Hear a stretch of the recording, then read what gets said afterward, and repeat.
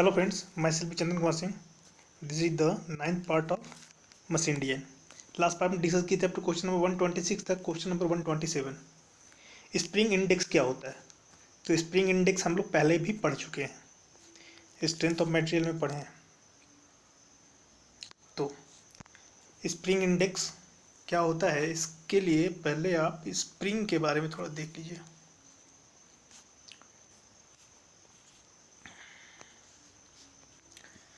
Now अगर हम बात करें स्प्रिंग के टाइप के बारे में, तो spring are classified according to their shape के आधार पर उसको क्लासिफाई किया जाता है. The shape can be helical coil of a wire, a piece of stamping और ए फ्लैट वुंड स्ट्रिप. कहने का मतलब है कि स्प्रिंग जो होता है वो बहुत तरह का होता है, बहुत शेप का होता है. स्प्रिंग क्या होता है बेसिक तो आप लोग को पता होगा. नेक्स्ट है the helical spring of a wire. Usually cross section जो भी होता है उसका वो आपका सर्कुलर रहता है, usually circular cross section. It is bend in the form of helix. वो हेलिक्स के फॉर्म में बेंड रहता है. The two type of helical spring, first one is the compression spring and other one is the extension spring. Helical compression spring the external force. तो यहाँ पर जैसा कि आप देख सकते हैं एक हेलिकल स्प्रिंग है, ये कंप्रेशन टाइप है और ये एक्सपेंशन टाइप है. अब यहाँ पर जो फोर्स लग रहा है वो कंप्रेसिव फोर्स लग रहा है. यहाँ पर जो फोर्स लग रहा है वो टेंसाइल फोर्स लग रहा है. मतलब इस स्प्रिंग को इस तरह से डिजाइन किया गया है कि ताकि ये कंप्रेसिव लोड ले सके. बाइक वगैरह में ये स्प्रिंग आपका रहता है, लेकिन अगर कोई वेजिंग मशीन है तो वहाँ पर इस तरह का एक्सपेंशन स्प्रिंग रहता है तो दोनों हेलिकल, लेकिन इसका यूज़ करते हैं हम कंप्रेशन के लिए जहाँ पर कंप्रेसिव लोड को सस्टेन कर सके, और इसका यूज़ करते हैं एक्सपेंशन के लिए जहाँ एक्सपेंशन होता है ना. बात यहाँ पर ये इतना सिंपल भी नहीं है. आपको ये एक बात और क्लियर कर दें यहाँ पर कि जैसे मान लीजिए यहाँ फोर्स लग रहा है कंप्रेशन, तो कंप्रेशन फोर्स लग रहा है, इसके वजह से कोई भी कंप्रेसिव स्ट्रेस जनरेट नहीं होने वाला है इसमें. यहाँ पर टेंसाइल फोर्स लग रहा है, इस टेंसाइल फोर्स की वजह से कोई टेंसाइल स्ट्रेस जनरेट नहीं होगा. आप खुद से सोचिए और बताइए हमको कि ये जो है इस पे आप कंप्रेसिव फोर्स अप्लाई कर रहे हो तो कौन सा स्ट्रेस इसमें जनरेट होगा. इसमें आप टेंसाइल फोर्स लगा रहे हो तो कौन सा स्ट्रेस इसमें जनरेट होगा. तो इसका क्वेश्चन आगे मिलेगा. फिलहाल कह रहा है in other words the spring is compressed. In helical expansion spring the external force tend to elongate lengthen the spring. That means अगर हम ये बात करें कि जैसे मान लीजिए कि आप फोर्स अप्लाई किए हैं, तो फोर्स अप्लाई करने की वजह से स्प्रिंग होगा क्या, डिफॉर्मेशन किस तरह का होगा इसमें. तो अगर हम ये बात करें कि ये टूटेगा नहीं, अगर मान लीजिए टूटता नहीं है, जनरली जो भी स्प्रिंग हम लोग यूज़ करते हैं वो टूटता नहीं है, तो ब्रेक का अगर बात नहीं करते हैं तो डिफॉर्मेशन का बात करते हैं. ये स्प्रिंग जो है जनरली डिफॉर्म होता है, जनरली ये स्प्रिंग जो है वो डिफॉर्म होता है. डिफॉर्मेशन जो होता है वो डिफॉर्मेशन किसके वजह से होता है, क्वेश्चन ये है. तो अगर इसको थोड़ा सा आप गौर से देखिएगा तो ये जो डिफॉर्मेशन, जैसे मान लीजिए कि एक स्प्रिंग लिए, उसको थोड़ा सा फोर्स अप्लाई किए तो क्या होगा, वो उसका शेप थोड़ा सा इलोंगेट हो जाएगा. इलोंगेट हो जाएगा दैट मीन्स हम कह सकते हैं कि उसमें एक ट्विस्टिंग शेयर स्ट्रेस डेवलप होगा. शेयर तो नहीं होगा, क्योंकि शेयर होने के लिए टूटना पड़ेगा, टूटेगा तो शेयर होगा. हम अब कह सकते हैं कि फोर्स आप ऐसे अप्लाई कर रहे हैं किसी पर्टिकुलर प्लेन से, अगर मान लीजिए टूटा फोर्स के पैरेलल प्लेन से, तो वहाँ शेयर होगा. लेकिन शेयर होने से पहले जो डिफॉर्मेशन जो होता है वो एक्चुअल में ट्विस्टिंग इन नेचर होता है. ट्विस्टिंग शेयर स्ट्रेस यहाँ पे देखने को आपको मिलता है, चाहे आप कंप्रेशन कीजिए या फिर आप टेंशन में टेंसाइल फोर्स लगाइए या कंप्रेसिव फोर्स लगाइए. आपको जो देखने को मिलेगा यहाँ पर वो मिलेगा ट्विस्टिंग मोमेंट. दैट मीन्स आपको जो मिलेगा वो टॉर्क मिलेगा. यहाँ पर ये ट्विस्ट होगा एक्चुअल में. तो कहने का मतलब आगे बढ़िए इसमें. The external force act along the axis of the spring. The external force act along the axis of the spring induce torsional shear stress. Torsional shear stress ये इंड्यूस करेगा इन द स्प्रिंग वायर. यहाँ पे दो चीज़ है, एक तो spring और दूसरा है स्प्रिंग वायर. अगर आप स्प्रिंग वायर का बात कीजिएगा तो स्प्रिंग वायर में आपका स्प्रिंग वायर में शियर स्ट्रेस आपको देखने को मिलेगा, टॉर्सनल शियर स्ट्रेस देखने को मिलेगा। कहाँ देखने को मिलेगा? स्प्रिंग वायर में। लेकिन पूरा का पूरा स्प्रिंग क्या होगा? वो तो इलोंगेट होगा ना। यहाँ बात करते हैं, it should be noted that although the spring is under compression, spring अगर कंप्रेशन में है, the wire of the helical compression spring is not subjected to compressive stress. Compression है लेकिन वहाँ पर कंप्रेसिव स्ट्रेस नहीं है। Also the spring of the helical extension spring not subjected to tensile stress although the spring is under tension. अगर spring tension में भी है तो भी टेंसाइल स्ट्रेस वहाँ जनरेट नहीं होने वाला। इन बोथ द केसेस दोनों ही केस में आइदर टेंसाइल फोर्स अप्लाई करते हैं तो या कंप्रेसिव फोर्स अप्लाई करते हैं तो दोनों ही केस में जो चीज़ डेवलप होगा यहाँ पर वो होगा टॉर्सनल शियर स्ट्रेस डेवलप होगा। चाहे आप कंप्रेशन करो या फिर आप टेंसाइल, ये बहुत इंपॉर्टेंट है, बुक में गलत है इसलिए थोड़ा इसको गौर से देख रहे हैं हम, थोड़ा गौर से देखिए इसको। Also, the wire of the helical extension spring not subject to tensile stress, although the spring is under tension. Spring अगर टेंशन में भी है तो भी टेंसाइल स्ट्रेस वहाँ जनरेट नहीं होने वाला है। In both the cases, the torsional shear stress induced in the spring wire, spring wire में जो चीज़ डेवलप होने वाला है वो टॉर्सनल शियर स्ट्रेस डेवलप होने वाला है। The words compression and extension is related to the total spring, not the stress in the spring wire. अभी अगर कंप्रेशन का बात कर रहे हैं तो टोटल स्प्रिंग कंप्रेस हो रहा है, अगर हम एक्सटेंशन का बात कर रहे हैं तो टोटल स्प्रिंग एक्सटेंशन हो रहा है। स्प्रिंग का वायर का नहीं बात करें, स्प्रिंग वायर में जो चीज़ डेवलप हो रहा है वो डेवलप हो रहा है टॉर्सनल शियर स्ट्रेस डेवलप हो रहा है। आइदर कंप्रेसिव या फिर टेंसाइल किसी तरह का फोर्स अप्लाई कीजिएगा तो जो चीज़ डेवलप होने वाला है वो टॉर्सनल शियर स्ट्रेस डेवलप होने वाला है। ये आप ध्यान में रखिएगा। वायर में टॉर्सनल शियर स्ट्रेस डेवलप होगा, जबकि पूरा का पूरा स्प्रिंग में कंप्रेशन हो सकता है, एक्सटेंशन हो सकता है ना। अगर हम इसके आगे बढ़ें तो ये हम पहले भी डिस्कस किए हैं, क्लोज कॉइल हेलिकल स्प्रिंग, इसको थोड़ा सा पहले डिस्कस किए हैं ऑलरेडी हम इसको ना। ये है, मान लीजिए कि ये स्प्रिंग का शेप है, यहाँ पर फोर्स अप्लाई कर रहे हैं पी, फोर्स पी अप्लाई कर रहे हैं। फॉर द टाइम बिंग अगर मान लीजिए इस एलिमेंट को हम कट कर दिए और इस एलिमेंट का फीडबैक डायग्राम बनाए, तो मान लीजिए इतना से कट किए तो यहाँ पे फोर्स अगर पी अप्लाई हो रहा है, एक्सिस से कुछ दूरी पर पी अप्लाई हो रहा है, ठीक है। तो इस पी को अगर हम इस एक्सिस में शिफ्ट करें तो एक्सिस में भी फोर्स कितना लगेगा? पी ही लगेगा। लेकिन जब इसको एक्सिस में शिफ्ट करेंगे तो पी फोर्स के साथ साथ एक ट्विस्टिंग मोमेंट भी जनरेट होगा जिसको हम कहेंगे टॉर्क। वो टॉर्क क्या होगा? पी इंटू आर मान लीजिए कि इसका रेडियस है, इसका रेडियस जो है, इस स्प्रिंग का जो रेडियस है वो आर है, तो टॉर्क जो डेवलप होगा वो टॉर्क डेवलप होगा पी इंटू आर। अब यहाँ दो फोर्स लग रहा है, एक तो पी और दूसरा पी इंटू आर। इस पी के वजह से क्या होगा? इस पी के वजह से आपका शियर स्ट्रेस डेवलप होगा। इस पी आर के वजह से क्या होगा? इसके वजह से भी शियर स्ट्रेस डेवलप होगा। तो ये डायरेक्ट शियर स्ट्रेस हो गया, ये टॉर्सनल शियर स्ट्रेस हो गया। इन दोनों में ज़्यादा इंपॉर्टेंट कौन सा फोर्स है, मतलब ज़्यादा इफेक्ट कौन सा फोर्स डालता है? तो वो टॉर्क वाला जो फोर्स है वो ज़्यादा इफेक्ट डालता है इन कंपैरिजन ऑफ ये। इसको आप नेग्लेक्ट भी कर सकते हैं तो कर दीजिए, लेकिन इसको आप नेग्लेक्ट नहीं कर सकते हैं क्योंकि इसका जो फोर्स है पी इंटू आर, ये जो है पी इंटू आर जो है, ये जो टॉर्क है, ये टॉर्सनल शियर स्ट्रेस जो डेवलप करेगा वो ज़्यादा अमाउंट में डेवलप करेगा। तो ये ज़्यादा इंपॉर्टेंट है आपका in comparison of this P. Now आगे बढ़ते हैं। The wire with which the helical spring are formed are closely wound so that each turn of the spring is virtually lie in one plane. ये closely wound है, इस यहाँ पर तो closely wound नहीं दिखाया गया है, यहाँ पर तो इतना स्पेस है, लेकिन चूंकि ये वायर जो है वो क्लोजली वुंड होता है, क्लोजली वुंड जैसे कैसे कर सकते हैं आप इसको, ये क्लोजली वुंड है। नाउ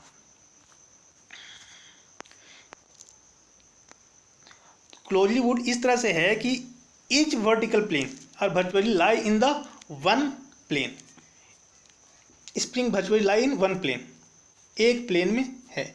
ईच वुंड जो है वो एक प्लेन में लाई करता है, ये वुंड, हर एक वुंड जो है वो एक प्लेन में लाई करता है। ना आगे बढ़िए।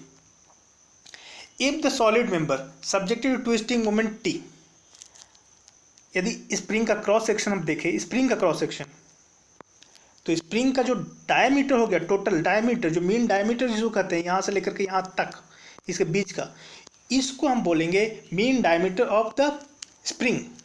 और स्मॉल डी जो है वो वायर का डायमीटर है। स्मॉल डी जो है वो वायर का डायमीटर है। कैपिटल डी क्या है? पूरा स्प्रिंग का डायमीटर है। कैपिटल आर क्या है? Mean radius of spring. Spring का रेडियस कैपिटल आर और diameter capital D. If the solid member subjected to twisting moment T, then the shear force acting on the solid member. अगर twisting moment T लगता है तो वहाँ पर आपको देखने को मिलेगा shear स्ट्रेस। अब यहाँ पे दो तरह का shear स्ट्रेस का हम बात किए थे। एक है डायरेक्ट shear स्ट्रेस जो कि P के वजह से लग रहा है, और दूसरा ट्विस्टिंग मोमेंट के वजह से, ट्विस्टिंग मोमेंट के वजह से जो shear स्ट्रेस लग रहा है वो। नो, ये क्या होगा? Force upon area. एरिया क्या है? फोर्स के पैरेलल जो एरिया है वो एक्चुअल में वायर का एरिया है, तो वायर का जो एरिया है वो π/4d²। तो ये तो वो इसको आप नेगलेक्ट भी कर सकते हैं पूरे फोर्स को, लेकिन यहाँ पर चूंकि दोनों कंसीडर करके चल रहे हैं हम लोग। No, shear stress due to twisting moment. Twisting moment की वजह से जो शियर स्ट्रेस होगा वो 16T/πdq। ये पहले भी आपको पता है। T/J is equal to τ/ρ। T क्या है? टॉर्क जो कि है यहाँ पर। जे क्या है? πd4/32। πd4/32 polar moment of inertia. T/J tau share से चाहिए आपको। रो क्या है? रेडियस। रेडियस कितना होता है? d/2। तो ये पुट कीजिएगा तो मिलेगा 16T/πdq। तो ये वो टॉर्क। टॉर्क का वैल्यू कितना है? PR, जो कि यहाँ आप इंजेक्ट कर दिए 16 PR/πdq। टोटल शेयर स्ट्रेस कितना हो गया? τ1 + τ2, मतलब डायरेक्ट शेयर स्ट्रेस और ट्विस्टिंग मोमेंट के वजह जो शेयर स्ट्रेस हुआ वो, इन दोनों को आप ऐड कर दीजिए। इन दोनों को जब आप ऐड कीजिएगा तो ये 16 PR/πdq बाहर निकल गया। 1 + स्मॉल d/4r, इसको हम लोग बोलते हैं K। इसको बोलते हैं हम लोग K। ये जो चीज़ है इसको हम लोग बोलते हैं स्ट्रेस कंसंट्रेशन फैक्टर K। तो K इंटू ये नहीं, तो टॉ मैक्स जो मिलेगा आपको, वो टॉ मैक्स मिलेगा आपको 16 PR/πdq इंटू K। K का जो वैल्यू है वो वो 1 + small d/4r। 1 + small d/4r। 4r के जगह r, 2r के जगह पर हम d भी लिख सकते हैं, तो 1 + d/2d। यहाँ पर स्प्रिंग इंडेक्स, यहाँ कैपिटल D स्मॉल d को हम लोग बोलते हैं स्प्रिंग इंडेक्स, जिसको डिनोट करते हैं C से। तो K is equal to 1 + 1/2C। Capital D small d 1 जो मिला वो C है, तो K is equal to 1 × 1 + 1/2C। Now when the curvature of the spring is considered, curvature of the spring consider कीजिएगा तो उस समय K के जगह पर KW यूज़ कीजिएगा। Use KW in place of K। KW क्या है? ऑल करेक्शन फैक्टर है। एक वॉल AW AH वॉल, ये करेक्शन फैक्टर दिया था कि आप ये नहीं यूज़ कीजिए, आप ये यूज़ कीजिए तो ज़्यादा करेक्ट आएगा। ज़्यादा इंपॉर्टेंट नहीं है, आपको सिर्फ ये ध्यान रखना है कि आपका ये फॉर्मूला, ये ज़्यादा इंपॉर्टेंट है। नेक्स्ट है डिफॉर्मेशन। डिफॉर्मेशन, जब कोई फोर्स अप्लाई करते हैं तो डिफॉर्मेशन जो होता है, उस डिफॉर्मेशन के बारे में थोड़ा डिस्कस कर लेंगे, लेकिन इससे पहले हम लोग वापस क्वेश्चन में लौटते हैं।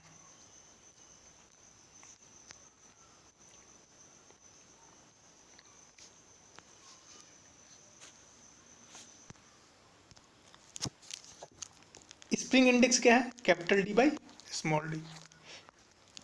नेक्स्ट है the shearing stress in the inner face as compare to the outer face of the wire of heavy close coil spring. मतलब इनर फेस में as compare to the outer face जो shearing stress develop होगा वो कहाँ ज़्यादा होगा, inner face में कि आउटर फेस में?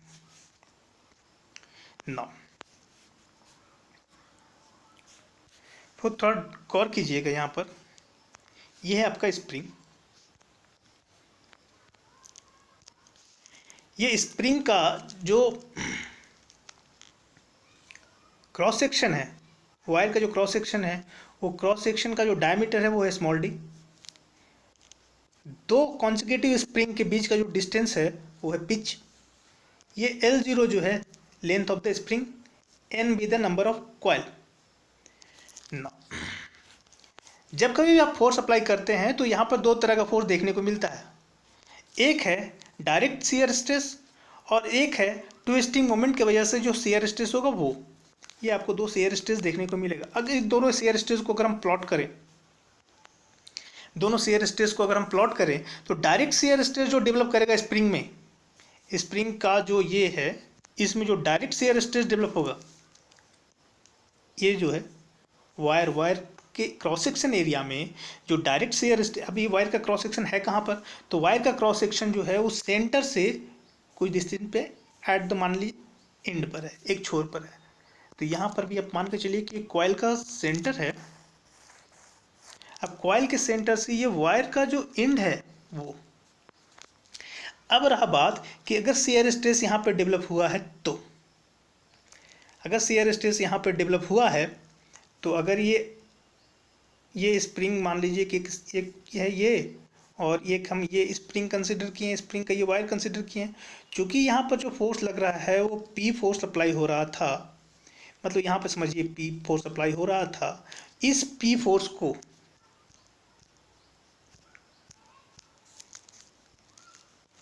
फोर्स को आप यहाँ से शिफ्ट करके आप यहाँ पर इसके एक्सिस में अगर लाइएगा तो पी फोर्स तो जैसा तस यहाँ आ जाएगा, लेकिन साथ साथ एक मोमेंट भी यहाँ आएगा।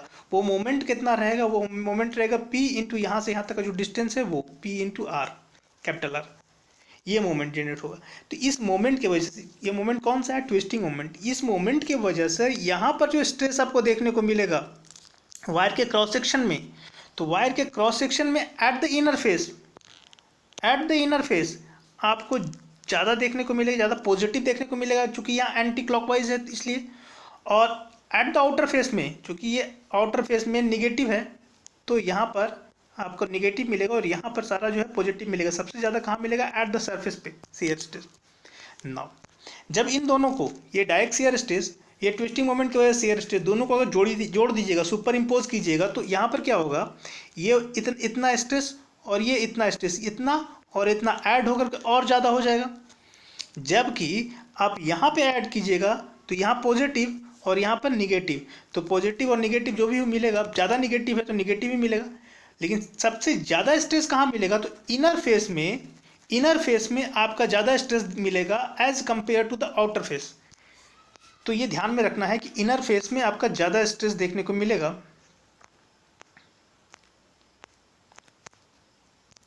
It can be seen from the figure that the maximum shear stress act at the inner surface of the wire. Maximum कहाँ पर, inner surface of the wire. Since this is where the two superimposed shear stress augment each other. The same result also apply in tension spring also. से tension compression कुछ भी हो, अगर एक तरफ यहाँ पर का कहानी अगर ऐसा है तो यहाँ पर की कहानी कुछ ऐसा होगा। सिमिलरली अगर कंप्रेशन में कीजिएगा तो कंप्रेशन में यहाँ पे ऐसा होगा तो यहाँ पर ये उल्टा हो जाएगा।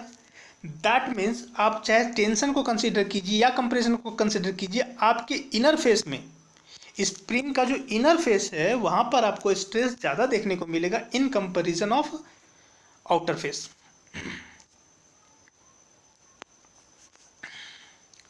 The shearing stress at the inner face as compared to the outer face of the wire of heavy closed coil spring is larger. Next है, एक है फॉर्म कोफिशिएंट ऑफ स्प्रिंग। ये आपको ध्यान में रखना है कि फॉर्म कोफिशिएंट क्या होता है, storing energy, capability of storing energy, energy को स्टोर करने की कैपेबिलिटी को ही हम लोग बोलते हैं फॉर्म कोफिशिएंट ऑफ स्प्रिंग। ये आपको डायरेक्टली याद रखना है। नेक्स्ट है स्प्रिंग स्टिफनेस क्या होता है।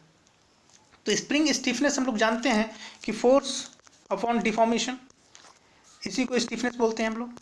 फिलहाल हम लोग जो देखे हैं यहाँ पर डिफॉर्मेशन या इलोंगेशन को थोड़ा सा आप समझिए। सपोज कीजिए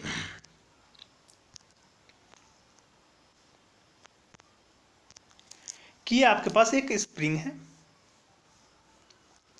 इस स्प्रिंग में जो फोर्स अप्लाई हो रहा है वो पी फोर्स अप्लाई हो रहा है, लेकिन साथ साथ यहाँ पर एक टॉर्क भी अप्लाई हो रहा है जिसको बोलते हैं पी इंटू आर, टॉर्क। अब इस टॉर्क की वजह से क्या होगा, तो टॉर्क की वजह से पूरे स्प्रिंग में क्या होगा उसको जानने से पहले हम एक छोटा सा एलिमेंट कंसिडर कर लेते हैं। ये एलिमेंट कंसिडर की ए बी। ये एलिमेंट कैसे बिहेव करेगा जब टॉर्क अप्लाई होगा? तो तो जब ट्विस्टिंग मोमेंट टॉर्क अप्लाई होगा तो ये एलिमेंट कैसे बिहेव करेगा? तो मान लीजिए अभी ये ऐसा था, थोड़ा देर के बाद जो सिचुएशन है वो थोड़ा सा चेंज हो गया। नो, जो अभी जो स्प्रिंग था वो ये था, थोड़ा सा ट्विस्ट होगा तो ये एफ डी जो है वो एफ डी आपका ये हो जाएगा। और ए बी जो है वो एक्चुअल में ए बी यहाँ था, ए बी ये था सी, ये सी है तो सी बी। दैट मीन्स जो ये था स्प्रिंग वो हो गया ये, और जो ये था वो हो गया ये। ट्विस्ट की वजह से हम ट्विस्टिंग मोमेंट अप्लाई कर रहे हैं। तो यहाँ से ये चीज़ चेंज होकर के ये हो गया, और ये चीज़ चेंज होकर के ये हो गया। ये इतना क्लियर है। तो अब आगे बढ़ते हैं, देखते हैं इसमें। तो ये जो एंगल है, जितना एंगल से ये घूमा है, जितना एंगल से ये चीज़ घूमा है वो एंगल को हम डी थीटा बोल रहे हैं। और डी थीटा होता है क्या? हम जानते हैं T by J is equal to tau by rho is equal to G theta by L. यहाँ से थीटा अगर निकालने की कोशिश करेंगे तो एल यहाँ चला जाएगा T L by G J. तो टी एल के जगह चूंकि छोटा एलिमेंट हम कंसिडर किए थे तो एल के जगह पर डी एक्स, तो T D X by G जे। ये ट्विस्टिंग मोमेंट के इक्वेशन से, इस इक्वेशन से डी थीटा आपका ये मिला। नाउ एफ डी अगर हम बात करें कि फॉर द सिमिलर ट्रायंगल, ये ट्रायंगल जो है वो और ये ट्रायंगल जो है वो, ये दोनों के सिमिलर ट्रायंगल से this is alpha and this is also alpha. अगर दिस इज अल्फा तो ये वाला 90 माइनस अल्फा, और ये 90 माइनस अल्फा तो ये वाला अल्फा। तो this alpha is equal to this alpha. अगर अल्फा निकालना हो तो यहाँ पर हम लोग ऐसा भी कर सकते हैं, D E by F D, मतलब D E by hypotenuse. Similarly ये अल्फा के लिए B C upon hypotenuse. That means हम कह सकते हैं कि this sine alpha is equal to this sine alpha, sine alpha is equal to this much. Now अगर हम बात करें कि एफ डी, जो ये एफ डी है, F D is equal to कितना? तो ये बी एफ है, तो बी एफ इंटू ये एंगल जो है वो D theta, B F into D theta is equal to F D, B F into D theta is equal to F D. Now पहले कितना था? दैट मीन्स हम कह सकते हैं कि यहाँ से डी ई अगर निकालना पड़े हमको, डी एक्चुअल में क्या है? तो D with change in length, जो भी है चेंज इन लेंथ कितना से चेंज हुआ है, क्योंकि पहले इतना था अभी इतना हो गया ये ट्विस्टिंग मोमेंट की वजह से। तो चेंज कितना हुआ? तो डी चेंज हुआ, तो डी इज इक्वल टू कितना? तो पहले डी यहाँ से अगर डी निकाले हम तो एफ डी यहाँ से उठ करके यहाँ चला जाएगा, बाकी जिसका था ना। एफ डी का जो वैल्यू है, F D is equal to B F D theta, F D is equal to B F D theta. उसको आप यहाँ पे डाल दीजिए तो डी आपका निकल जाएगा। डी इज इक्वल टू क्या मिला? B C into D theta. अब बी सी एक्चुअल में क्या है? तो अगर हम बात करें बी सी, एक्चुअल में इसका रेडियस है, बी सी जो है वो एक्चुअल में रेडियस है, तो आर डी थीटा हम कर सकते हैं, मतलब डी जो है वो आर डी थीटा मिला। अच्छा, अगर डी आर डी थीटा और डी है क्या? Change in length. तो पूरा स्प्रिंग में अगर बात करें कि एलिमेंट का ऐसा बात करें, पूरा स्प्रिंग का बात करना हो तो इसको इंटीग्रेट करना होगा। इसको अगर आप इंटीग्रेट कीजिएगा तो इंटीग्रेट कीजिए तो आर जो जैसा तैसा रहेगा। डी थीटा का जो वैल्यू है जो आप ऊपर निकाले थे उसको यहाँ पे लग डाल दीजिए, तो D theta is equal to आपका निकला था T D X by G J. तो T D X by G J, आर तो जैसा तैसा यहाँ से, और डी एक्स को इंटीग्रेट कीजिएगा तो पूरा एल मिलेगा, पूरा लेंथ का बात कर रहा है। तो यहाँ से पूरा लेंथ ऑफ द वायर, मतलब स्प्रिंग जो ऐसा ऐसे था इसको पूरा लंबा कर दीजिए, पूरा लेंथ आपको मिल जाएगा। तो खींच के लंबा कर दीजिए, पूरा लंबा जितना भी होगा उतना एल। लेकिन अगर कॉइल के फॉर्म में है तो लेंथ कितना हो जाएगा? तो लेंथ एक सर्कल ऐसा ऐसा बहुत से सर्कल रहेगा, तो हर एक सर्कल का अगर बात करें तो एक सर्कल का सर्कमफ्रेंस कितना होता है 2πr, और वैसा वैसा कितना कॉयल है तो n कॉयल है, तो 2πr into N with the number of coil, ये टोटल l के जगह पे चला जाएगा। दैट मीन l के जगह पर 2πr circumference into n with the number of वैसा वैसा सर्कमफ्रेंस मतलब नंबर ऑफ कॉयल। तो यहाँ पर हमको मिला क्या एक्चुअल में, यहाँ पे मिला 64 PRQ n/g⁴। जब यहाँ पर j का वैल्यू हम रख दिए πd4/32, तब आपको ये मिला। तो delta L is equal to this much. Now अगर हम बात करें K का, तो फोर्स अपॉन डिफॉर्मेशन, ये जो क्या मिला एक्चुअली में डिफॉर्मेशन,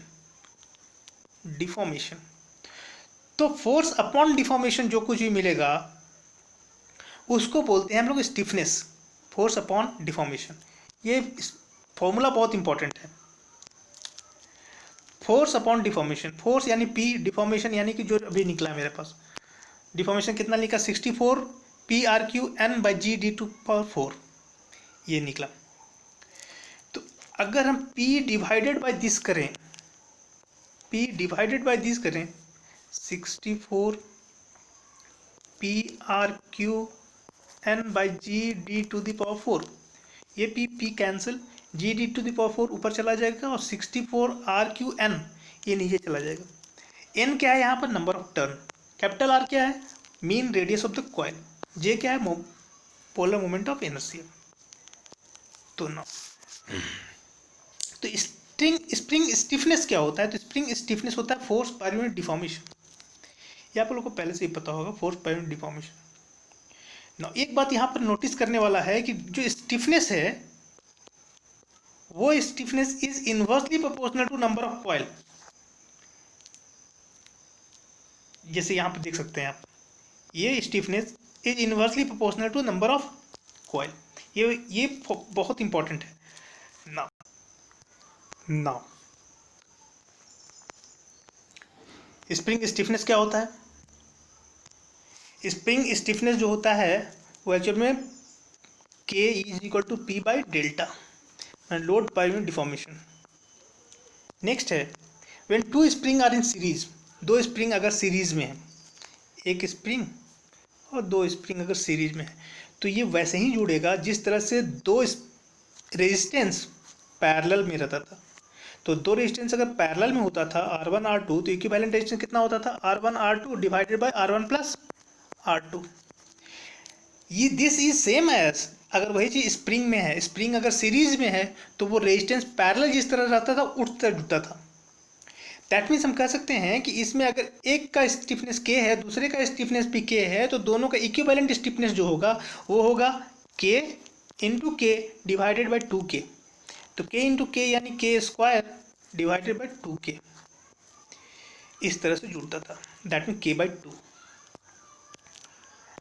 अगर स्प्रिंग अगर पैरेलल होता तो डायरेक्ट आप ऐड कर देते। पैरेलल वैसा होता है, पैरेलल इज सेम एज जब रेजिस्टेंस सीरीज में हो।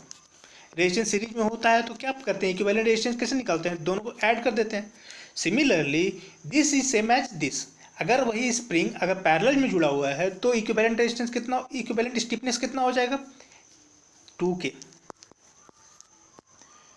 Now when a closed coil helical spring is compressed, its wire is subjected to, हम ये पहले भी देखे हैं कि क्लोज कॉइल हेलिकल स्प्रिंग जब कंप्रेस हो, या इधर कंप्रेशन हो या टेंसाइन हो, उसका जो वायर होगा, वायर में ना ही कंप्रेशन जनरेट होगा ना ही टेंशन जनरेट होगा। वायर में क्या जनरेट होगा, शियर स्ट्रेस जनरेट होगा, टॉर्सनल शियर स्ट्रेस जनरेट होता है। लेकिन पूरा स्प्रिंग में अगर कंप्रेसिव फोर्स अप्लाई कर रहे हैं तो पूरा स्प्रिंग कंप्रेस होगा, और टेंसाइल फोर्स अप्लाई कर रहे हैं तो पूरा स्प्रिंग टेंशन में हो रहेगा। लेकिन वायर में क्या रहेगा, तो वायर में आपका शियर स्ट्रेस रहेगा। नेक्स्ट है if A spring is cut into 2 springs, एक स्प्रिंग को 2 स्प्रिंग में बांट दिया गया, उसका stiffness of the cut spring क्या होगा, कट स्प्रिंग का स्टिफनेस क्या होगा। तब ये भी देखिए, तो स्टिफनेस जो होता है वो inversely proportional to 1 number of coil. अगर कट कीजिएगा तो कॉइल भी तो कटेगा, कट कीजिएगा तो कॉइल भी तो कटेगा ना। तो स्प्रिंग को आप कट कर दिए हैं, तो स्प्रिंग का स्टिफनेस जो होता है वो inversely proportional to number of coil. अगर आप कट किए हैं तो कॉयल भी तो हाफ हो गया। तो ना मान लीजिए कि अगर K is inversely proportional to 1/n, तो हम कह सकते हैं K1/K2 is equal to N2/N1। According to question बोलता है कि जो कट स्प्रिंग है, जो स्प्रिंग आप काट दिए हैं, बीच से आप मान ली बांट दिए हैं, तो पहले मान लीजिए उसका जो कॉयल था वो N1 था, कट करने के बाद जो जो मिला है आपको वो मिला N1/2। तो the stiffness of cut spring आपसे पूछ रहा है।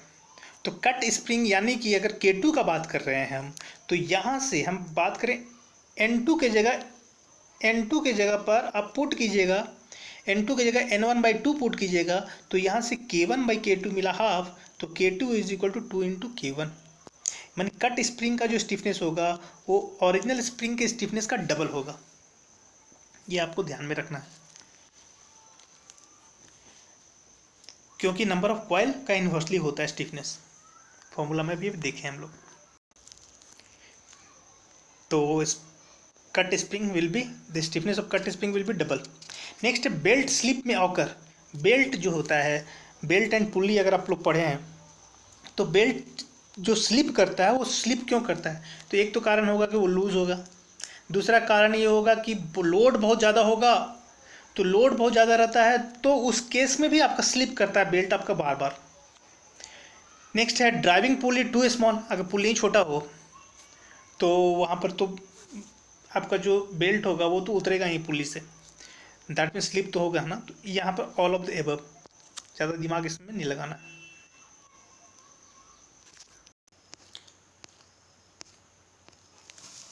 ना यहाँ पर एक बात समझ लीजिए कि एयरक्राफ्ट बॉडी में हम लोग रिवेट यूज़ करते हैं, इसलिए रिवेट यूज़ करते हैं क्योंकि एयरक्राफ्ट का जो बॉडी होता है वो हल्का होता है। एल्युमिनियम यूज़ करते हैं उसमें, एल्युमिनियम का वो पूरा का पूरा बारी बॉडी बना हुआ रहता है। तो एल्युमिनियम में हम वेल्डिंग नहीं कर सकते हैं। अगर वेल्डिंग किए तो ये जितना ज़्यादा वेल्डिंग नहीं होगा उससे ज़्यादा वो पिघल जाएगा, मतलब हीट वो झेल नहीं सकता है। इसलिए हम लोग एयरक्राफ्ट में रिवेटिंग यूज़ करते हैं, वेल्डिंग यूज़ नहीं करते हैं। इसलिए इसका करेक्ट ऑप्शन जो होगा वो रिवेटिंग होगा। Next question number 136। If the two spring are in parallel, दो स्प्रिंग है, दोनों का दोनों पैरेलल है। अगर पैरेलल हो तो इक्विवेलेंट रेजिस्टेंस क्या हो जाएगा, इक्विवेलेंट स्टिफनेस क्या हो जाएगा? जब पैरेलल हो तो वो सीरीज जैसा, जिस तरह रेजिस्टेंस सीरीज में जुड़ता है उसी तरह स्टिफनेस यहाँ पर सीरीज जैसा ही जुड़ेगा। दैट मीन्स अगर इसका K है, इसका भी K है, तो इक्विवेलेंट स्टिफनेस क्या हो जाएगा? K + K यानी 2K। ये पहले डिस्कस कर चुके हैं, तो इसका क्या हो जाएगा? डबल। ना इन हाइड्रोडायनेमिक बेयरिंग, तो बेयरिंग के बारे में थोड़ा डिस्कस कर लेते हैं। नेक्स्ट है anti friction bearing. Anti friction bearing ना, बेयरिंग होता क्या है? तो bearing supports the rotating component. इतना आप ध्यान कर रखिए कि bearing support the rotating component.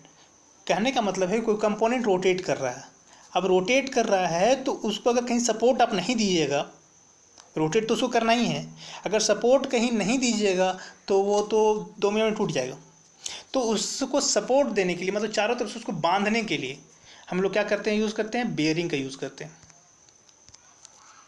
तो बेयरिंग हम लोग सैफ्ट, एक्सल, जर्नल, ये सैफ्ट को कहीं ना कहीं आपको सपोर्ट देना है, एक्सल में कहीं ना कहीं आपको सपोर्ट देना है, जर्नल में कहीं कहीं आपको सपोर्ट देना है। तो जहाँ कहीं भी सपोर्ट देना है वो बेयरिंग के थ्रू सपोर्ट देना है। अब उसको रोकना तो नहीं ना है, क्योंकि वो बेयरिंग है, दैट मीन रोटेट तो करेगा, मतलब permits relative motion, relative motion तो वहाँ होगा, और रिलेटिव मोशन अगर होगा तो दैट मीन्स उसको सिर्फ और सिर्फ सपोर्ट देना है, उसको मोशन में रोक, कहीं बाधा नहीं पहुँचना चाहिए ना।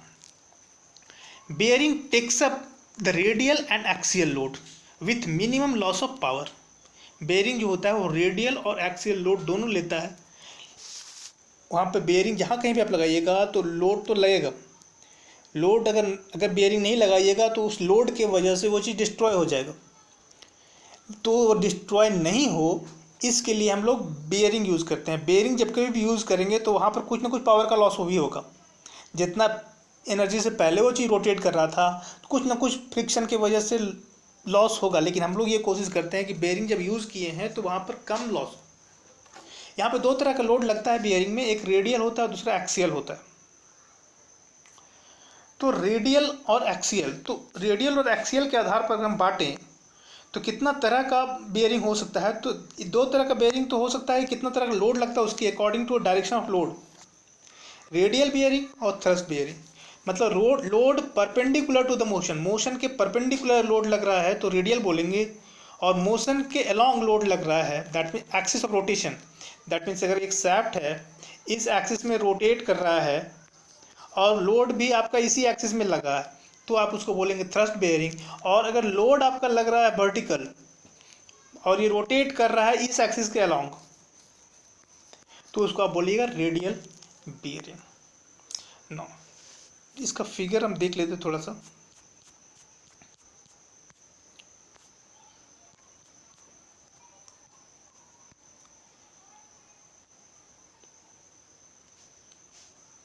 नो, ये किसी बुक का हम उठाए हैं, ये आर.के. राजपूत बुक का उठाया हुआ है। यहाँ से आप देख लीजिए, गौर कीजिएगा। तो ये है आपका मूविंग एलिमेंट, जो कोई क्या लिखा है इस फिगर को, तो पूरा का पूरा फिगर ही रॉन्ग है ये, और रॉन्ग फिगर हम जानबूझ के उठाए हैं ताकि आप लोग देख सकें इसको। अब बताइए आप हमको, इस पर्टिकुलर फिगर में ये चीज़ तो चलिए फिक्स है, और ये चीज़ जो है वो आपको रोटेट कर रहा है। अब रोटेट कर रहा है, जो रोटेशन में है, मूव क्या लिखता है भाई, थोड़ा देर के लिए आप ये समझिए, नाम भूल जाइए। ये जो है सैफ्ट है, ये सैफ्ट ऐसे रोटेट कर रहा है, ये जो भी है फिक्स एलिमेंट है। लोड जो लग रहा है वो इसके एक्सिस के परपेंडिकुलर लग रहा है। तो लोड जब परपेंडिकुलर लग रहा है, मोशन ऑफ एक्सिस, एक्सिस ये है, एक्सिस भी इस एक्सिस के अबाउट मूव कर रहा है, लोड इसका परपेंडिकुलर लग रहा है, तो इसको बोलते हैं हम लोग रेडियल। जबकि बुक में इसको आप थ्रस्ट बेयरिंग बोल रहा है। तो थ्रस्ट बेयरिंग एक्चुअल में ये है और रेडियल बेयरिंग एक्चुअल में ये है। अब रहा बात कि ये चीज़ फिक्स है, ये फिक्स नहीं है, ये फिक्स है। ये अगर फिक्स है तो ये मूविंग कंडीशन में है, और अगर ये मोशन है दैट मीन मोशन का जो एक्सिस है वो ये है, और लोड अगर उसी एक्सिस में लग रहा है तो उसको बोलते हैं हम लोग थ्रस्ट बेयरिंग। इसको हम जानबूझ के फिगर उठाए हैं। ये क्या क्या है, ये किया है, ये थ्रस्ट बेयरिंग को यहाँ और रेडियल बेयरिंग को यहाँ दिखाया है। नाउ इसको अच्छे से समझिए कि लोड के अलोंग, अगर मूवमेंट के अलोंग लोड लगे तो उसको थ्रस्ट बेयरिंग कहते हैं, और मूवमेंट के परपेंडिकुलर अगर लोड लगे तो उसको हम लोग रेडियल बेयरिंग कहते हैं। नाउ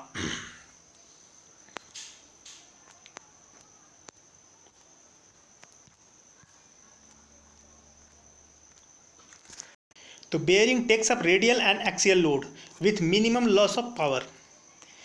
नेक्स्ट है रबिंग सरफेस। अगर यहाँ पर दो सरफेस को एक दूसरे से कांटेक्ट में रखें, अगर दोनों सरफेस एक दूसरे से रब होता है, मतलब टकराता है, कोलाइड होता है, तो डायरेक्ट कांटेक्ट होता है। और अगर डायरेक्ट कांटेक्ट होता है तो वो रैपिड वियर होगा, वहाँ पर वो टूटेगा। For reducing the friction and wear को रिड्यूस करना है या फ्रिक्शन को रिड्यूस करना है, वी यूज़ लुब्रिकेंट। तो उसके लिए हम लोग क्या यूज़ करते हैं, लुब्रिकेंट यूज़ करते हैं। लुब्रिकेंट का एक और काम होता है कि वो हीट जो भी जनरेट होता है उसको भी बाहर भेज देता है लुब्रिकेंट। तो लुब्रिकेंट की वजह से रैपिड वियर नहीं होगा, फ्रिक्शन कम होगा। तो लुब्रिकेंट हम लोग ग्रीस वगैरह यूज़ करते हैं इस पर्टिकुलर केस में। Now the nature of contact, किस तरह का कॉन्टैक्ट है, तो कॉन्टैक्ट के नेचर के बेस पर हम इसको दो भाग में डिवाइड करते हैं। एक तो है स्लाइडिंग कॉन्टैक्ट और दूसरा है रोलिंग कॉन्टैक्ट। स्लाइडिंग कॉन्टैक्ट क्या होता है, sliding takes place along the surface of contact between the moving part and the fix part. If the angle of contact of the bearing is 360 degree, पूरा 360 degree angle of contact है तो उसको बोलते हैं full journal bearing. अगर angle of contact जो है वो 120 डिग्री होता है तो उसको बोलते हैं हम लोग partial journal bearing. If both the cases are sufficient, in both the cases the sufficient clearance is provided. दोनों ही केस, चाहे फुल बेयरिंग हो, फुल जनरल बेयरिंग हो या पार्शियल जनरल बेयरिंग, दोनों ही केस में आपका सफिशिएंट क्लियरेंस रहता है ताकि वहाँ पर आपका लुब्रिकेंट यूज़ हो सके। अगर क्लियरेंस ना हो तो उसको बोलते हैं हम लोग फिटेड बेयरिंग। उसको क्या बोलते हैं? Fitted bearing. क्लियरेंस ना हो तो उसको बोलते हैं फिटेड बेयरिंग। ना अगर पूरा 360 डिग्री का वो कांटेक्ट में है तो उसको क्या बोलते हैं हम लोग? Full journal bearing. और अगर पार्शियल है तो उसको क्या बोलते हैं हम लोग? उसको बोलते हैं हम लोग partial journal bearing. This is the partial journal bearing. इसमें आप देख सकते हैं कि टोटल जो एंगल ऑफ कांटेक्ट जो है वो 120 डिग्री का है। टोटल इसमें एंगल ऑफ कांटेक्ट जो है वो कितना है? 360 डिग्री का। जबकि फिटेड जनरल बेयरिंग में कोई भी क्लियरेंस यहाँ पे प्रोवाइड नहीं है। जैसे जैसे ये रोटेट करेगा वैसे वैसे यहाँ पर कोई भी क्लियरेंस यहाँ देखने को आपको नहीं मिलेगा, तो इसको बोलते हैं फिटेड जनरल बेयरिंग। 3 बात है ना। अगर हम उस बुक का बात करें तो इस बुक में ये बात तो क्लियर है यहाँ पर कि फुल जनरल बेयरिंग है, टोटल 360 डिग्री कॉन्टैक्ट है। यहाँ पर partial journal bearing total 120 degree का कॉन्टैक्ट है। इसमें आपको बोल रहा है fitted general bearing. Fitted general bearing में बोला ये गया है कि कोई भी क्लियरेंस नहीं होता है, जबकि यहाँ पर आपको बहुत ज़्यादा क्लियरेंस देखने को मिल रहा है। तो आप कंफ्यूज मत हो जाइएगा। तो यहाँ पे 2 तरह का कॉन्टैक्ट पॉसिबल है, एक तो है डायरेक्ट कॉन्टैक्ट और दूसरा है रोलिंग कॉन्टैक्ट। डायरेक्ट कॉन्टैक्ट जब कभी भी होगा तो उसको हम लोग बोलते हैं स्लाइडिंग कॉन्टैक्ट बेयरिंग। और दूसरा है कि मान लीजिए कि इसी केस में मतलब यहाँ पर 2 एलिमेंट जो है, एक ये है आपका फिक्स एलिमेंट और ये है आपका मूविंग एलिमेंट। ये जो है आपका मूविंग एलिमेंट। अगर मूविंग एलिमेंट और फिक्स एलिमेंट के बीच अगर हम बॉल का यूज़ करें, मूविंग एलिमेंट और फिक्स एलिमेंट के बीच हम अगर बॉल का यूज़ करें तो उसको बोलते हैं बॉल यूज़ करें या फिर रोलर यूज़ करें, ऐसा ऐसा रोलर यूज़ करें इसके जगह पर, तो उसको बोलते हैं बॉल या रोलर बेयरिंग। अगर बॉल यूज़ करते हैं तो बॉल कॉन्टैक्ट रोलर बेयरिंग बोलते हैं उसको। अगर रोलर यूज़ करते हैं तो उसको रोलर बेयरिंग बोलते हैं। नीडल यूज़ करते हैं, नीडल और पतला होता है, नीडल अगर यूज़ करते हैं तो उसको नीडल कॉन्टैक्ट बेयरिंग बोलते हैं। तो कहने का मतलब ये है मेरा, जैसे कि आप देख सकते हैं दिस इज जनरल और दिस इज आपका बेयरिंग जो भी इसको कहते हैं। अब ये है क्या कि जनरल और बेयरिंग के बीच यहाँ डायरेक्ट कांटेक्ट है, लेकिन यहाँ पर कुछ ना कुछ लुब्रिकेंट यूज़ किया गया, ग्रीस वगैरह यूज़ किया गया, तो इसको बोलते हैं हम लोग जनरल बेयरिंग। जबकि इसमें आप गौर कर रहे होंगे तो यहाँ पर बीच में आपका इस मूविंग पार्ट और ये फिक्स पार्ट के बीच में आप कुछ रोलर यूज़ किए हैं, तो इसको बोलते हैं roller contact bearing. According to the thickness of the oil film, इसके भी जो थिकनेस है, ऑयल फिल्म का जो थिकनेस है उसके आधार पर हम बेयरिंग को क्लासीफाई करेंगे। तो हम एक बोलेंगे थिन फिल्म लुब्रिकेशन सिस्टम, दूसरा थिक फिल्म लुब्रिकेशन। अगर मोटा लुब्रिकेशन है, थिक फिल्म है, तो उसको बोलते हैं हम लोग हाइड्रोडायनेमिक लुब्रिकेशन बेयरिंग। और अगर कोई जीरो फिल्म लुब्रिकेशन मतलब कि एकदम कॉन्टैक्ट में है वो, फिर जो कि फिटेड जनरल बेयरिंग में देखने को मिलता है, कुछ वहाँ पर जीरो फिल्म आपको देखने को मिलेगा। नेक्स्ट है hydrostatic lubricated bearing. Hydrostatic lubricating bearing में हम लोग हाई प्रेशर लिक्विड ऑयल भेजते हैं वहाँ पर, मतलब प्रेशराइज ऑयल को हम लोग वहाँ भेजते हैं, प्रेशराइज लुब्रिकेंट को वहाँ पर हम लोग डालते हैं, तो वो है हाइड्रोस्टैटिक लुब्रिकेटेड बेयरिंग। जैसा कि आप यहाँ पे देख सकते हैं, in hydrostatic bearing the lubrication which support the load is supplied into the annular space of the bearing by external source at high pressure। External source मतलब पंप के थ्रू हम यहाँ पर बेयरिंग के अंदर हाई प्रेशर लुब्रिकेंट को भेजते हैं, तो उसको हम लोग बोलते हैं हाइड्रोस्टैटिक बेयरिंग। तो जैसा कि हम लोग देखिए कि थिकनेस ऑफ ऑयल फिल्म के आधार पर अगर हम डिवाइड करें बेयरिंग को, तो एक होता है थिक फिल्म लुब्रिकेशन जिसको हम बोलते हैं हाइड्रोडायनेमिक बेयरिंग, दूसरा होता है थिन फिल्म बेयरिंग जिसको बोलते हैं हम लोग बाउंड्री लुब्रिकेटेड बेयरिंग। मतलब फिल्म जो है लुब्रिकेंट का वो बहुत पतला है तो बाउंड्री आपस में हल्का हल्का टकराएगा, तो उसको बोलते हैं हम लोग boundary lubricated bearing. Third one is the zero film bearing, जहाँ पर बहुत कम लुब्रिकेंट यूज़ करते हैं, तो उसको बोलते हैं हम लोग जीरो फिल्म बेयरिंग। नेक्स्ट है हाइड्रोस्टैटिक या एक्सटर्नली प्रेशराइज लुब्रिकेटेड बेयरिंग। तो कह रहा है in hydrostatic bearing support the steady load without any relative motion. जब कभी भी मोशन नहीं हो रहा हो, उस वक्त जब मोशन नहीं हो रहा होगा, जब स्टेडी लोड लग रहा होगा, तो वहाँ पर हम लोग कहते हैं, तब वहाँ पर हम लोग high pressure lubricated oil provide करते हैं। Steady load without any relative motion between the journal and bearing by forcing externally pressurise lubricant between the member, तो उसको बोलते हैं हम लोग हाइड्रोस्टैटिक बेयरिंग। नेक्स्ट है हाइड्रोडायनेमिक बेयरिंग। क्या होता है? बेयरिंग विथ सफिशिएंट लुब्रिकेशन, वैसा बेयरिंग जिसमें सफिशिएंट लुब्रिकेशन हो। A pressure is build up in the clearance space due to rotation of the journal and the load can be supported by this fluid pressure। कह रहा है कि वैसा bearing जिसमें sufficient lubrication है, तो और सफिशिएंट लुब्रिकेशन, अलग से लुब्रिकेशन वहाँ प्रोवाइड नहीं कर रहे हैं, वही लुब्रिकेशन जैसे जैसे वो जनरल मूव करेगा, रोटेट करेगा, वैसे वैसे प्रेशर बिल्ड होगा, और वो प्रेशर आपका यूज़ करेगा सपोर्ट करने के लिए, लोड को सस्टेन करने के लिए वो प्रेशर का यूज़ होगा। तो यहाँ पर क्लियर है कि ये प्रेशर इनसाइड में क्रिएट होता है due to rotation of journal bearing. Next one है rolling contact bearing. Rolling contact bearing में क्या होता है? It has low starting friction but sliding contact bearing have high starting friction. तो स्लाइडिंग कॉन्टैक्ट बेयरिंग में क्या होता है? स्टार्टिंग फ्रिक्शन ज़्यादा होता है due to metal to metal contact और स्लाइडिंग फ्रिक्शन जो अभी देखे हम जनरल बेयरिंग देखे, उसमें पूरा पूरा मेटल टू मेटल कॉन्टैक्ट रहता है, इस वजह से स्टार्टिंग फ्रिक्शन बहुत ज़्यादा होता है। जबकि रोलर कॉन्टैक्ट बेयरिंग में जो कॉन्टैक्ट होता है वो सिर्फ और सिर्फ, अगर एक रोलर कंसिडर करें तो रोलर का नीचे वाला पॉइंट ही कॉन्टैक्ट रहता है, दैट मीन्स रोलर में पॉइंट कॉन्टैक्ट रहता है।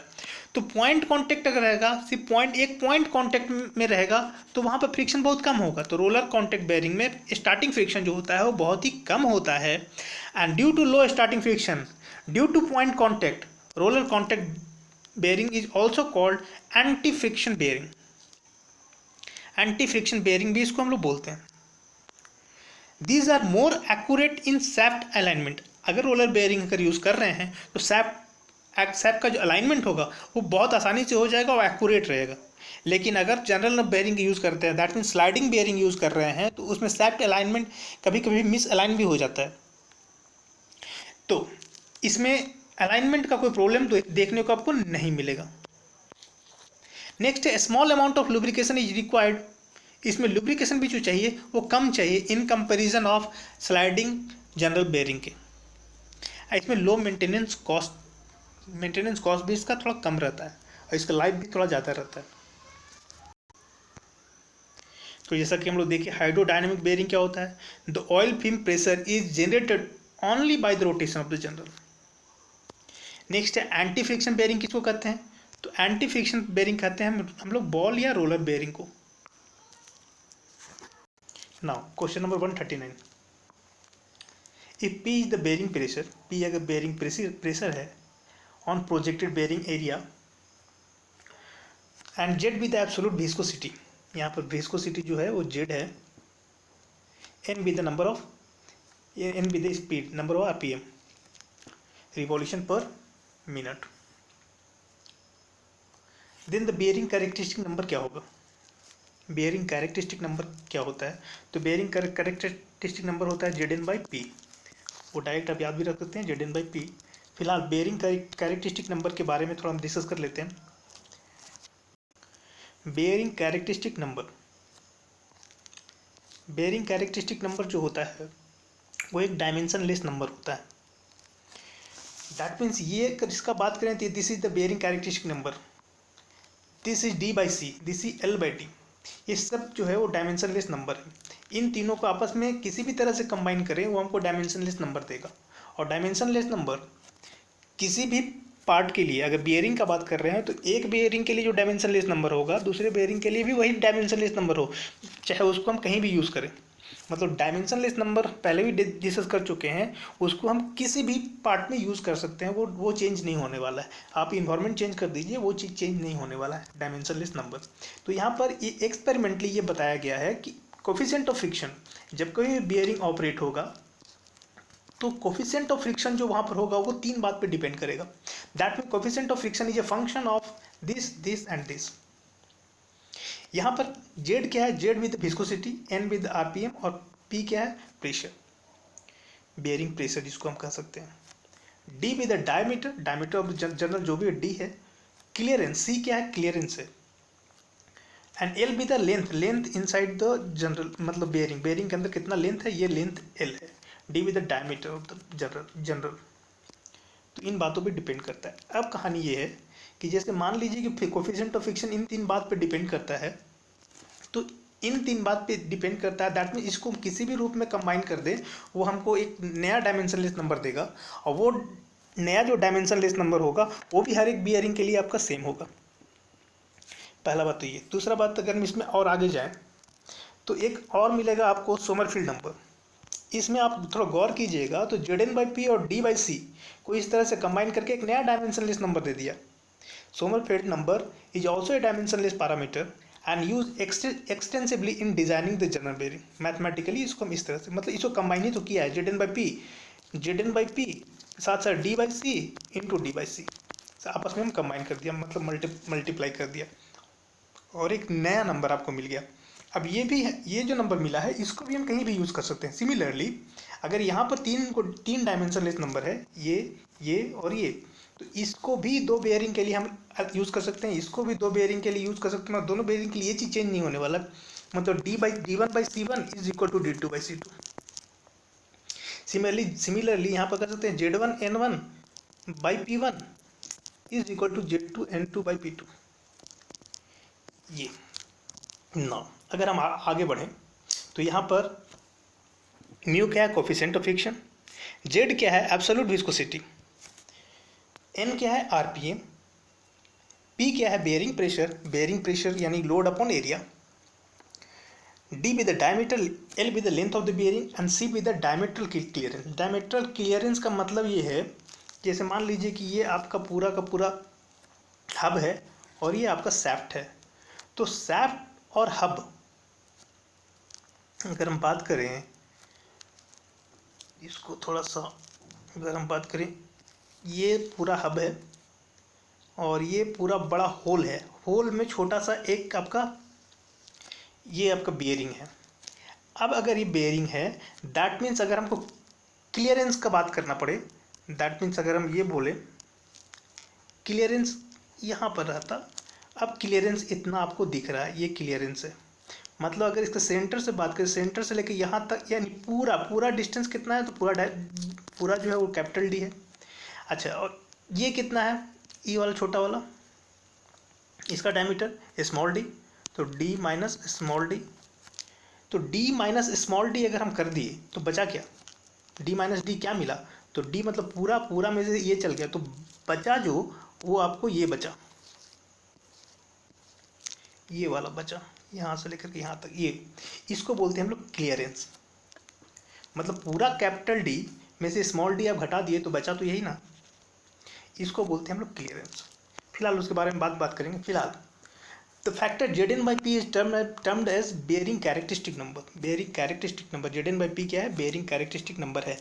इस डायमेंशनलेस नंबर को कौन दिया था, तो ये दिया था एस.ए. मैकी और टी.आर. मैकी, ये दोनों एक्सपेरिमेंट कर करके ये हमको ये रिलेशन दिया और बताया कि ये चीज़ जो है ये किस तरह से चेंज करेगा, ये चेंज करिएगा तो आपका फ्रिक्शन, कोफिशिएंट ऑफ फ्रिक्शन भी चेंज होगा। तो आपको ये डिसाइड करने में मदद करेगा कि कब कितना कोफिशिएंट ऑफ फ्रिक्शन होगा। अगर बहुत ज़्यादा कोफिशिएंट ऑफ फ्रिक्शन है, दैट मीन बहुत ज़्यादा हीट जनरेट होगा, बहुत ज़्यादा हीट जनरेट होगा मतलब वो बेयरिंग को डैमेज करेगा। दैट मीन्स आपको यूज़ जो करना है किसी भी बेयरिंग को, और सेफ कंडीशन में यूज़ करना है। ये नहीं कि बहुत ज़्यादा टेम्परेचर आप राइज करवा दिए, बहुत ज़्यादा फ्रिक्शन जनरेट करवा दिए। तो उसके लिए यहाँ पर एक ग्राफ दिया गया है। ये ग्राफ में बताया ये गया है कि जैसे मान लीजिए कि दिस इज Zn/P, ये बेयरिंग कैरेक्टरिस्टिक नंबर, इस एक्सिस में आपको वैरी करेगा Zn/P। जैसे आप इस डायरेक्शन में बढ़िएगा तो Zn/P बढ़ेगा, इस डायरेक्शन में घटेगा।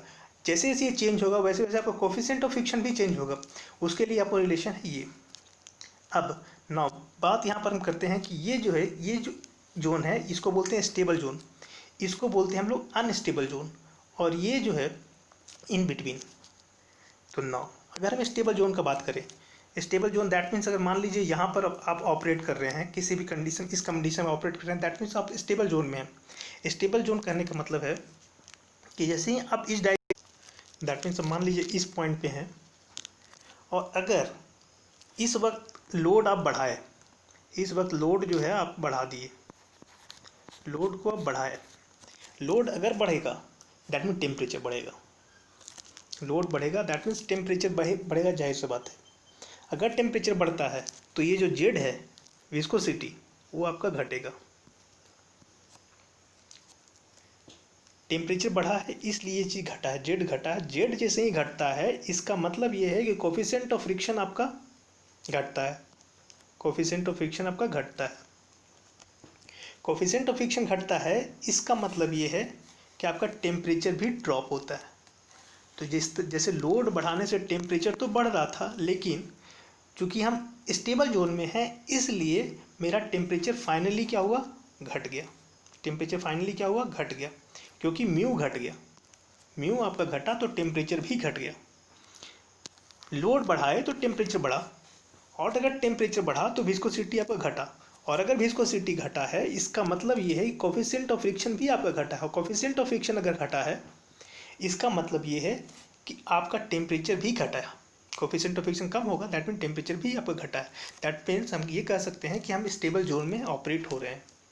ना अगर हम बात करें अनस्टेबल जोन में, तो अनस्टेबल जोन में होता है क्या कि जैसे मान लीजिए कि आप इस पॉइंट पर हैं, इस पॉइंट पर हैं और इस पॉइंट पे, अगर इस पॉइंट पे हैं और इस पॉइंट पे लोड आपका ज़्यादा है, अगर इस पॉइंट पे लोड आपका ज़्यादा है इसका मतलब ये है कि टेम्परेचर आपका ज़्यादा है। लोड ज़्यादा, लोड बढ़ा दिए, बहुत ज़्यादा बढ़ा दिए, टेम्परेचर आपका बहुत ज़्यादा हो गया, और टेम्परेचर बहुत ज़्यादा होने की वजह से जो जेड होगा वो जेड आपका घटेगा। टेम्परेचर बहुत ज़्यादा हाई टेम्परेचर में आपका विस्कोसिटी घटता है, दैट मीन जेड आपका घटा। और जेड घटने की वजह से आप यहाँ पर नोटिस कर पाइएगा कि यहाँ से यहाँ जैसे ही आप ऑपरेट कीजिएगा तो आपका कोफिशिएंट ऑफ फ्रिक्शन क्या होगा, बढ़ा। कोफिशिएंट ऑफ फ्रिक्शन क्या होगा आपका, बढ़ा। कोफिशिएंट ऑफ फ्रिक्शन अगर बढ़ा दैट मीन टेम्परेचर आपका बढ़ा।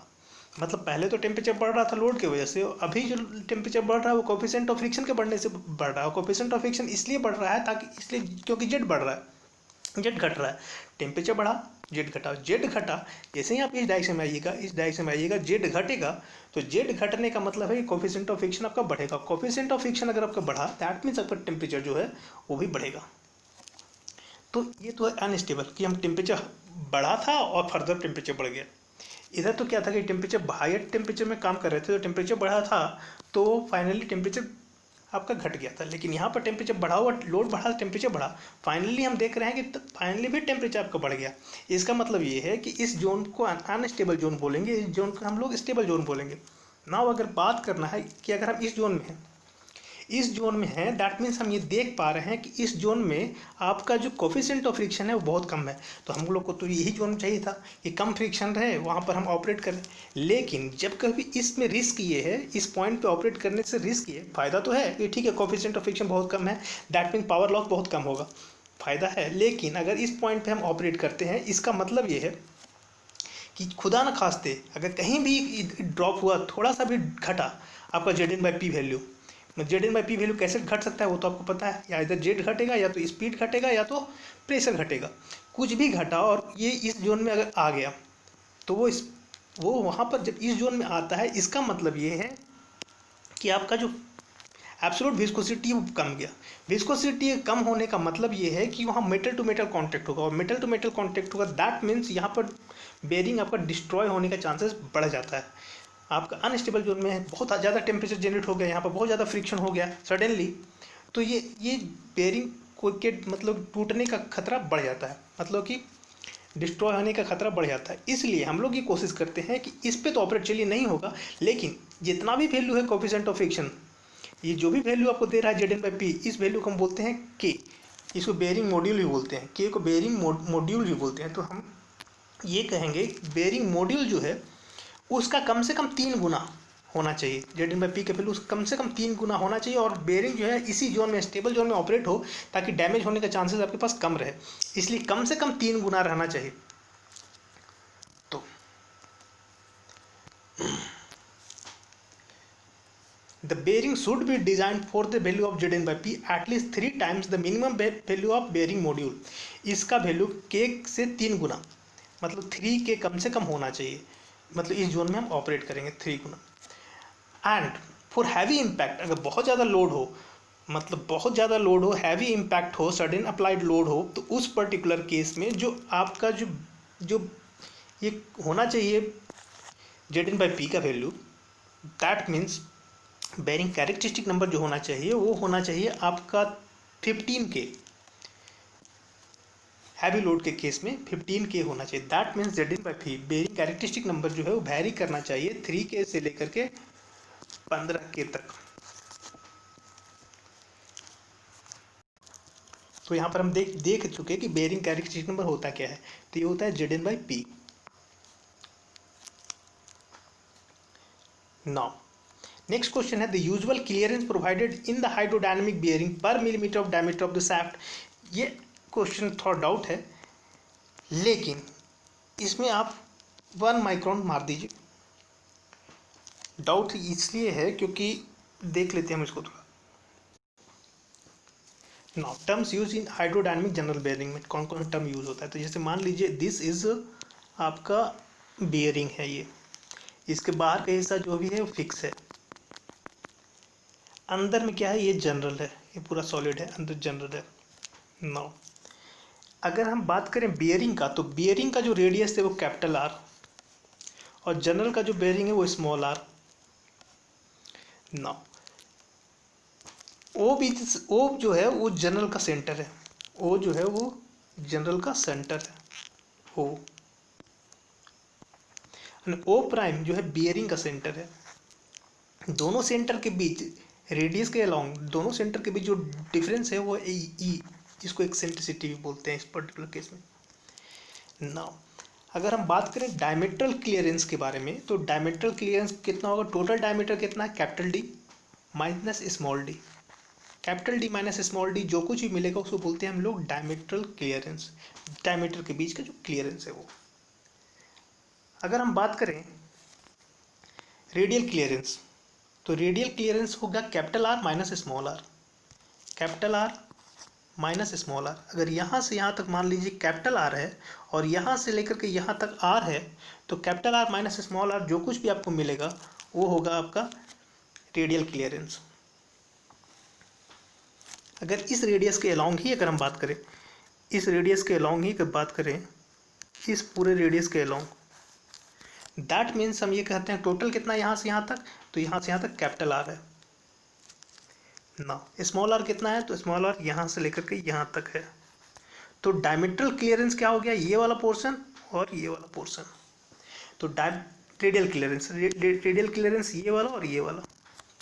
तो रेडियल क्लियरेंस जो होता है वो capital R minus small R, इसको हम capital D minus small D भी बोल सकते हैं, capital D minus small D by 2। और capital D minus small D को अभी भी देख चुके सी बोलते हैं, तो सी बाई 2। मतलब कि अगर रेडियल क्लियरेंस जो है वो डायमीट्रल क्लियरेंस डिवाइडेड बाई 2 उसका आधा होता है, वो तो सिंपल सा बात है। नाउ डायमीट्रल क्लियरेंस रेशियो किसको कहते हैं, तो सी अपॉन डी को हम कहते हैं diametral clearance ratio. Diametral clearance to the diameter, clearance divided by diameter. तो ये तो हुआ डायमीट्रल क्लियरेंस। ना अगर बात करें हम यहाँ पर कि अगर जो क्लियरेंस हम यहाँ पे दे रहे हैं डायमीट्रल क्लियरेंस, इसको थोड़ा सा पढ़िएगा अच्छे से। A commonly use clearance in industrial machine is 0.025 millimetre per centimetre of journal bearing. ये वैल्यू अगर आता है एग्जामिनेशन में तो आप ये मारिएगा। अब इसको 0.025 मिलीमीटर डिवाइडेड बाय सेंटीमीटर अगर ये कहें, हमको ऊपर में माइक्रोमीटर चाहिए और नीचे में हमको चाहिए मिलीमीटर। अगर इसको ऊपर माइक्रोमीटर चाहिए तो ऊपर में एक और एम मिली लिख देंगे और नीचे में भी मिली लिख देंगे। ये मिली और ये मिली, दो मिली का वैल्यू होता है 10⁻³ तो 10⁻³ और 10⁻³ 10⁻⁻6। तो हमको मिला 0.025 माइक्रोमीटर डिवाइडेड बाय मिली का वैल्यू होता है 10⁻³ और सेंटी का वैल्यू होता है 10⁻²। तो हम सेंटी का वैल्यू सिर्फ रखते हैं, मिलीमीटर को ऐसे ही छोड़ देते हैं, तो नीचे में मिलीमीटर, सेंटी का वैल्यू रखेंगे 10⁻²। दैट मीन्स हमको जो मिला वो मिला 0.025 माइक्रोमीटर डिवाइडेड बाय 10⁻² मिलीमीटर। ना ये मिला हमको। अब ये कहानी ये है कि अगर ये 10⁻² ऊपर गया तो मिलेगा मेरे को 2.5 micrometre divided by millimetre. Now ये जो है वो इंडस्ट्री में लोग क्लियरेंस जो है वो इतना प्रोवाइड करके चलते हैं, इतना क्लियरेंस होना चाहिए दोनों के बीच। नाउ यहाँ पे तो गौर कीजिएगा, the usual clearance provided in hydrodynamic bearing per millimetre diameter. तो अभी हम लोग देखे 2.5 माइक्रोमीटर पर मिलीमीटर, ये हम लोग को दिखा वहाँ से। यहाँ पर 2.5 माइक्रोमीटर तो सब जगह है, माइक्रोन सब जगह है, पर मिलीमीटर में पूछ रहा था तो पर मिलीमीटर भी ठीक है। तो 2.5 कहीं नहीं है, तो अप्रोक्स यहाँ 1 मिलीमीटर में हम 1 माइक्रोन में लगा सकते हैं। जबकि देखने से अगर 25 माइक्रोन लग रहा है, लेकिन एक्चुअल में इसमें 1 माइक्रोन ही आप मार सकते हैं, क्योंकि ये एक्सपेरिमेंटल है, ये एक्चुअल नहीं है, एक्सपेरिमेंटल। क्योंकि ये जो वैल्यू है वो आदमी लोग अंदाजे से लेता है, तो वो वैल्यू कितना लेता है वो आपको वहाँ पे था, तो उसको आप ध्यान में रखिएगा। 1 माइक्रोन यहाँ पे सही है। नेक्स्ट है हाइड्रोस्टैटिक बेयरिंग क्या होता है। तो हाइड्रोस्टैटिक में हम लोग एक्सटर्नल प्रेशराइज फ्लूइड को वहाँ पे डालते हैं, एक्सटर्नल प्रेशराइज फ्लूइड को डालते हैं। कहाँ पे डालते हैं, तो यहाँ पर है oil in the journal bearing should be applied at a point where the load is lightest या नील। जहाँ पर लोड कम लग रहा हो वहाँ से हम डालते हैं, ये नहीं जहाँ पर लोड ज़्यादा है वहाँ से अगर हम डालेंगे प्रेशराइज फ्लूइड को तो वो फिर भी बाहर निकल जाएगा। तो हम लोग ये कोशिश करते हैं कि हम फ्लूइड जो लुब्रिकेंट यूज़ कर रहे हैं वो लुब्रिकेंट उस जगह से हम अंदर डालें, उस जनरल बेयरिंग के बीच जहाँ पर लोड बहुत कम लग रहा हो। एक तो बात ये है। दूसरा, हाइड्रोस्टैटिक बेयरिंग के बारे में हम पहले भी डिस्कस किए हैं कि the oil fluid maintain supply under pressure, that mean the oil film is maintained by supplying oil under pressure. इसको बोलते हैं हाइड्रोस्टैटिक बेयरिंग। ये कह रहा है in hydrostatic bearing the lubrication which support the load is supply into the annular space of the bearing by the external source at high pressure, जो कि यहाँ भी डिस्कस किए हैं हम लोग इसको।